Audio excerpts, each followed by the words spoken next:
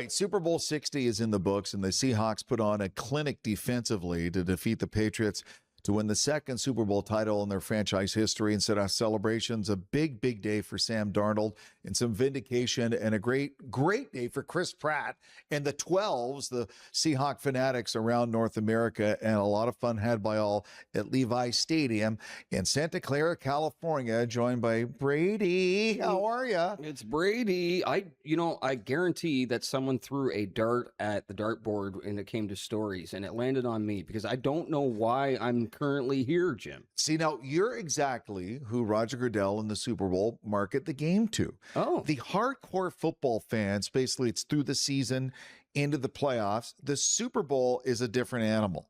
The people in the stands, the celebrities, the people from around the world who travel to the game, the way the game is presented, the presentation, the halftime, the commercials are all geared towards the people who like everything, but maybe aren't hardcore football fans. the casual viewer. The casual fans. My wife is there doing her puzzle. I'm watching the game and checking a commercial and going, hey, there's Kim Kardashian and Lewis Hamilton, like pointing out stuff like that. And that's what the game is all about. That's why it routinely averages in the United States around 125 million viewers, give or take. And then you have the Super Bowl ratings and how it's evolved in the last 20 years to become this global thing, which is broadcast in countries around the world in real time. And they have Super Bowl parties from Mumbai to Manchester, Outrageous. England, to everywhere. Yeah. So I'm an old school football guy. Yes. So I'm a Howie Long guy. Oh, yes. Well, So I'm an old Raiders, LA Raiders Yeah. fan, and I know Oakland him well. Raiders.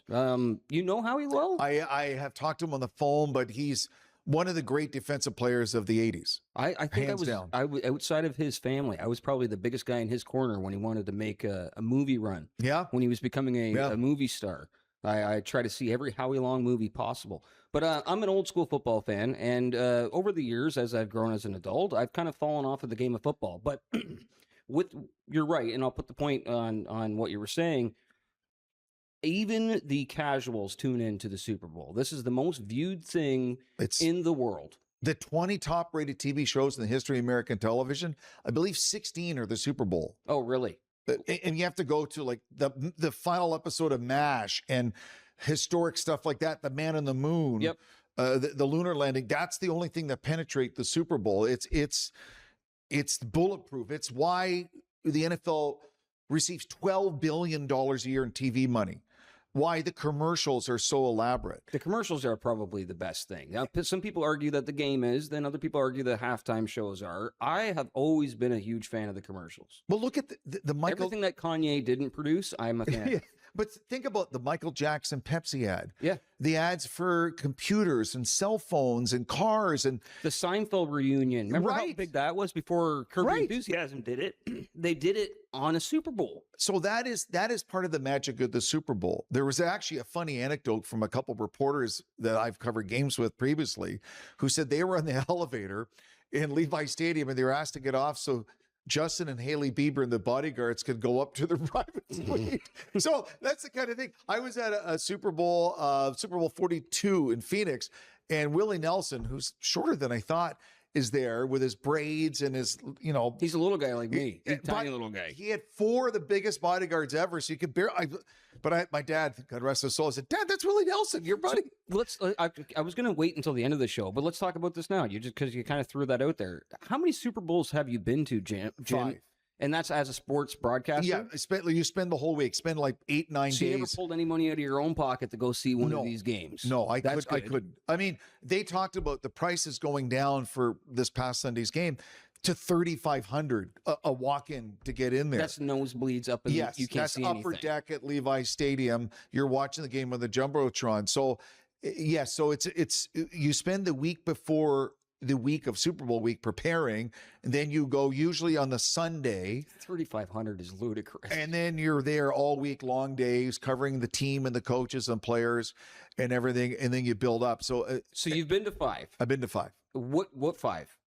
Super Bowl 40, 42, 43, 44, and 45.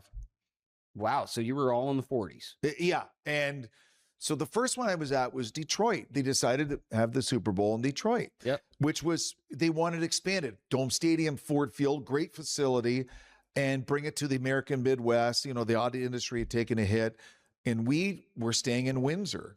And our travel secretary was a little late booking hotels. We ended up staying, do you know St. Clair College in Windsor rent out empty dorm rooms? That's where we were staying. You were in the dorm. We were, I'm not kidding.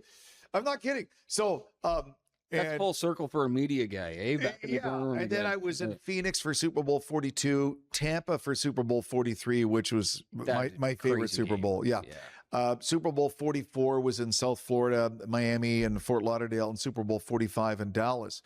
And each city, they bid for it. So part of what the NFL is doing now is they want huge state-of-the-art stadiums, or you spend significant money upgrading your stadium, and then you bid and you get a Super Bowl. So already we know that LA, SoFi Stadium, that a massive multi-billion-dollar stadium in Los Angeles, home to the Rams and the Chargers, they have Super Bowl next year. Yeah. The year after, it's in Atlanta. So it's not a home field advantage thing. No, it's like WrestleMania. You have all these cities every year at the end of WrestleMania. They're now bidding for the next On one. a very, very rare occasion, the home team is in their home stadium for the Super Bowl, but it doesn't happen very often. But you understand why those cities would do that, because of the amount of revenue that comes in around the Super Bowl that week has got to be astronomical. Billions and billions and billions of Brady, dollars. it's so much so that Pepsi is the sole soft drink for the Super Bowl. Okay. When you're there the week leading up to the I game, thought it used to be Budweiser. well, that's the beer, not soft drink. I'm joking. But you can't find a Coke product in the city of the Super Bowl that week. I'm not kidding. So even like McDonald's, who normally serves Coke, they now switch over to Pepsi that day? No, but I hadn't gone into McDonald's, but going to a corner store, like you're running around, everything's just Pepsi. It's all Pepsi. Like it's serious. Yeah. So if you are the Brady Chevolds, that's all you see. Whatever the car is, that's the only car you see. Whatever the main sponsor is, it takes over the city. And as the week builds up, people flow in, and the hotel rate. So we will get our bill as a reporter at the end, and you see your rate is whatever, and then from the Friday on, it's double, triple that for the weekend.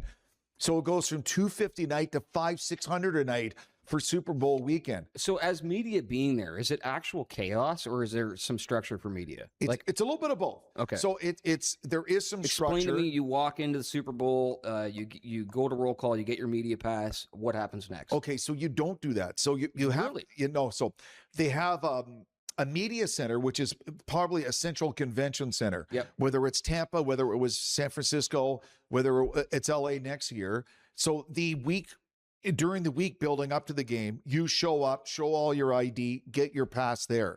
There's 2 passes. So you have one pass, which would have certain colors and dots, and that's the week of the game. Then you have to get a separate media pass for the day of the game to get into that facility, into those spots. Yeah. And there's a whole series of codes on your media pass, and it tells you where you can and cannot go. And I actually saw Harrison Ford and Callista Flockhart and their son denied access to Cowboy Stadium because the security guard looked at their pass and said, "I am sorry, Mr. Ford, you do not have the right pass to go on the field." And then you hear stories about like Shane Gillis sneaking up to Trump's section last year and all this stuff. Yeah, like, but not on the field. Oh, I guess, on the field it would be different. And then right? I was with a reporter buddy, and we looked at our pass, and we kind of chuckled, goes, "We could go on," but we were going somewhere else. But that's how strict it is. Look at you denying Harrison Ford. No, it was the security guard doing his job. Sounds like it was you, Jim. So game day, you realize you're at the stadium. Yeah. You'll go through 3 metal detectors from the time a media arrives till you get to your seat. Makes sense. And you have your bag with you. It's put over there. The dogs sniff, and as the state troopers say, if the dog says no, you don't get in. And then if have you ever seen media denied? No, I have not. No, okay. So because they know it's so serious, and then they put a color tag on your bag. At that checkpoint, you go to another checkpoint, you're checked again. They put it the security, because I was there post 9/11. So the security, Brady, getting in the stadium for the fans is one thing. But when you're in the stadium and they're singing the anthem and the jets fly over, I can't describe it. I was there Super Bowl 43.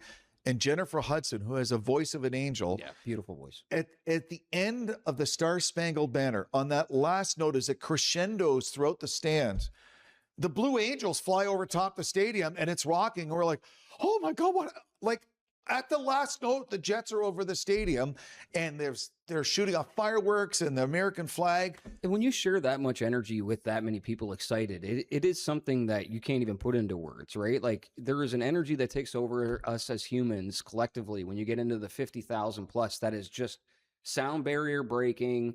Your body doesn't even feel right. You're starting to get discombobulated. It is a fantastic feeling being around people like that are excited and ready to go. And then at kickoff, you have 65, 70,000 people, and it's flashes going on at kickoff because they want to get a photo of the opening kickoff. Well, I'm thinking how much money is exchanged just with that coin flip.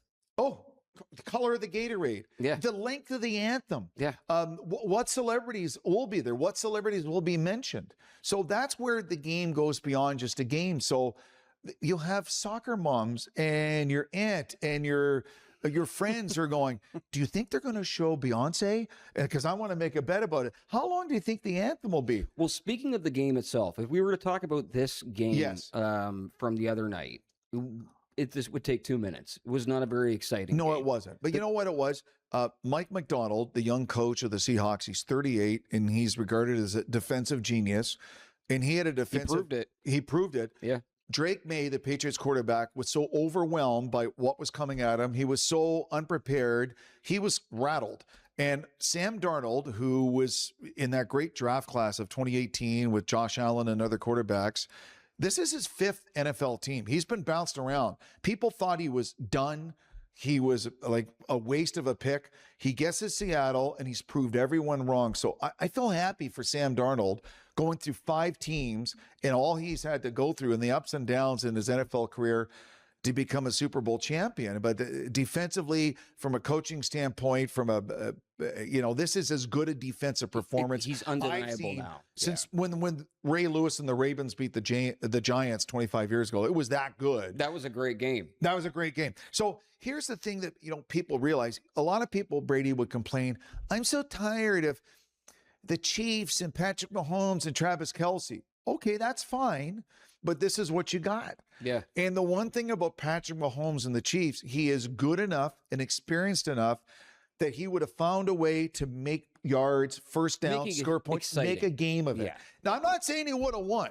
And I'm not saying, but that's why there's certain athletes who are able to elevate their game in that kind of level. You have to understand that everything that happens on Super Bowl day is different than the routine. Mm-hmm. They have pregame warm-up. Then they go back to the locker room for 45 minutes for the coin toss, for the anthem, for the this and that. There's a lot of roller coaster. Oh, yeah. Yeah, especially then they if you're go a on player. the field, and then halftime's twice as long for the concert. Yep. And everything that goes with it. So it's a lot mentally and emotionally that you have to adjust your energy level to peak and be ready to go and be ready to make those decisions. So you mentioned halftime. If we can't talk about the game, the biggest talking point that's coming out of this Super Bowl seems to be Bad Bunny. Two things. Yeah. One is Donald Trump, obviously, because there can't be a thing that goes on in the United States without Donald Trump having to attach himself to it and having a talking point. But yes, Bad Bunny and TPUSA's concert of Kid Rock. The failed concert. The failed well, anything that seems to be coming out of TPUSA right now seems to be failing extremely fast. Yes. I think they lost more than just Charlie Kirk. They lost a lot of momentum over the past couple months. There's a lot of people that have lost faith in them. And one of the things that they've lost faith in is this move that was done by them and apparently Donald Trump. But look at all the artists that dropped out in the day leading up to the game. Yeah. But what does that tell you? It's not a good look. I don't speak a word of Spanish. And when I heard Kid Rock, I was just like, that just sounds like a really cool name for Jeffrey Epstein's island. They shouldn't really be doing that, right? Like, but Bad Bunny put on a great show. And you have to understand, it was amazing what he did. If this is the field in the Super Bowl, at the end of the half, it is just grass. Yeah. Okay. In the 5 minutes, they go to commercial and the talking heads go, what do you think? Well, the Patriots got to do this, that. In the 4 corners of the stadium, all the stage and all the props converge where they're going to perform out of nowhere. And it's been rehearsed 2 or 3 times a day, every day for about a week. So, because they only have so many minutes to get in and get everything set up to perform. And you never hear about the people that make that happen, getting the thanks that they deserve. You just hear about all this crappy talking point stuff. Like the people who put that production together. Incredible. Brady, the logistics to probably witness the best team in the world when it comes to live production. So that's why the camera work, the sound, all the special guests, you had Jessica Alba and Lady Gaga, and everything goes with it. They're all part of it. And then it disappears. So when they go to commercial afterwards, we don't realize is within a few minutes, everything that was there is gone and the field's perfect. And put away and packed up nicely. Packed away. Yeah. And it's like it's never happened. Yeah. And like how they do that, because I've seen it firsthand. I'm like, it's the logistics, the rehearsals, the execution of it is flawless, and they don't every second is counted for that. Like that's the incredible thing about it is how they pull the games off, both for the fans in the stadium and for the television audience. And being an Irish Canadian kid, I don't understand anything that Bad Bunny was saying, but that's not why I was watching. Was good, wasn't it? I don't understand half of what the halftime shows guys are saying for the past 10, 15 years. But while we're talking about halftime shows, it was great. But it wasn't the best halftime show of all time. That was Prince. I actually think it was Michael Jackson. Okay. See, now I was there for Bruce Springsteen. It was really, really good. Tell me in real time, what was that like? Because Bruce is great. It was fantastic. So I'll tell you something. 3 days earlier, I was shooting a segment out. They call it a satellite farm. It's basically sat trucks and remote locations outside the stadium broadcasting back around the world. And there was a warehouse about 200 meters just away from us outside the stadium. We could hear Bruce and the E Street Band rehearsing their songs. Those songs, in that order they rehearse, are what they played that night. That'd have been awesome. And because they leave nothing to chance. And what year was that? That was Super Bowl 43. That would have been 2008, 2009. So 2008, 2009, that would have been the last like peak of great performances at the like what was the last good halftime show? Like a really good one. I know a lot of people say that they like the Dr. Dre 50 Cent gimmick. Lady Gaga was pretty good. Lady Gaga was okay. Lady Gaga was, I mean, I'm not Prince in the Rain. Prince was amazing. Was amazing. But I do think Michael was the best of all time. Okay, so again, you're like 101A, Prince, Michael Jackson. Yeah. And part of it is the NFL has evolved over the years. They have made no bones about it, Brady. They're trying to expand their reach globally. They have tapped out of America. There's no more American cities they can expand to. So every year now they're playing games in, well, this past year in Sao Paulo, Brazil, London, England, Wembley Stadium. They're in the Olympic Stadium in Munich. They're going to cities around the world to play games now because the games then over there, it's a 9 a.m. game on a Sunday. Mm-hmm. So that's more TV viewers. You get your 9 a.m. game. It ends the 1 o'clock game, then the 4 o'clock game, then the 8 o'clock game. But the fans now in those cities around the world, it's not just American fans going to these games, Brady. They're saying 122 to 127 average viewers. That's in the U.S. In the U.S. But they report, and whether you believe the Nielsen thing, like I know a lot of this is manipulated, but there's 500 million people that genuinely tune into the Super Bowl within live or within 48 hours afterwards, right? You got 500 million people that watch this. Guaranteed this is the number one watched thing in the world right now. Do you think, and I got to turn this back to politics just for a second, do you think this is a good idea to have this much stink afterwards over a halftime show between the president and the most streamed artist of all time? What does this do? Where does this leave us in the United States? Is it just another notch on the belt of people getting frustrated and having enough of their leader? Or is this something that there's because it feels like in the U.S. right now, everything is in a pressure cooker. Right. I will say this, Brady. I think the most people being critical of Bad Bunny's halftime show are the hardcore Trumpites.